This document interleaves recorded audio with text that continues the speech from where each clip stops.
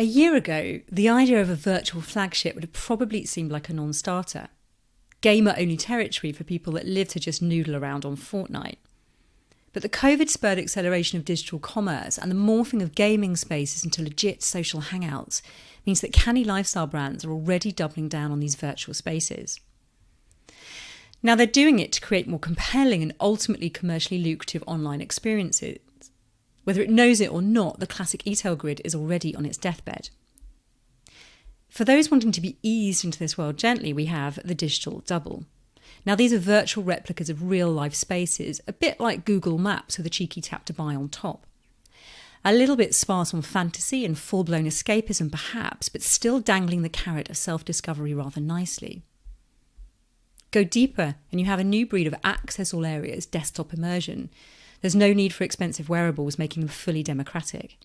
One of the best recent examples is Coach's Virtual Exploratorium, a collaboration with the studio of the late Keith Haring and Mickey Mouse. It's got virtual brand ambassadors, it's got shoppable room displays, you can submerge your virtual room in Haring's design, and there's a link to a custom playlist. And of course, Balenciaga's Afterworld, the Age of Tomorrow, a concept that pretty much everybody went nuts for. It's a seriously high production love letter to Gen Z by way of some unnerving urban dystopia, 90s inflective rave scenes, and an avatar-centric lookbook allowing fans to digest the outfits in detail. It's a rare case of a concept so deserving of the hype, largely thanks to the astonishing 3D artistry, that it had industry insiders literally calling around the minute it launched to see who was claiming credit for it. Now, what's great about this particular example is how seamlessly it echoes the unreal aesthetic of Balenciaga's videos. There's a key synergy in play. This here is Sunglasses at Night. It's its spring 2021 collection video, revealing just how far the language of virtual culture is already bedding down into mainstream media. But how, you may ask, will that impact our so-called real lives? Now, the answer is a shift towards more beautifully blended realities that are already servicing in next-gen festivals. In December, ComplexCon, the ultimate streetwear festival for die-hard hypebeasts, went virtual with ComplexLand.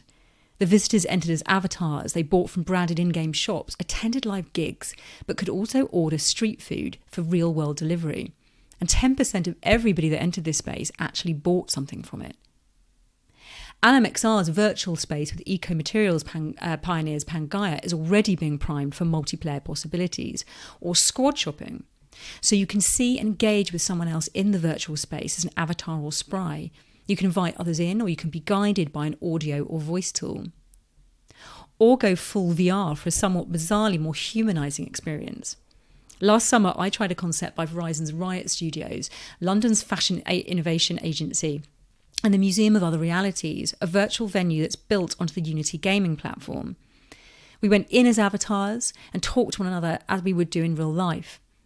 I walked closer to another avatar and their voice became louder. I tried on virtual garments. I had digital drinks, not quite so good. I listened to music and I witnessed virtual world flirting.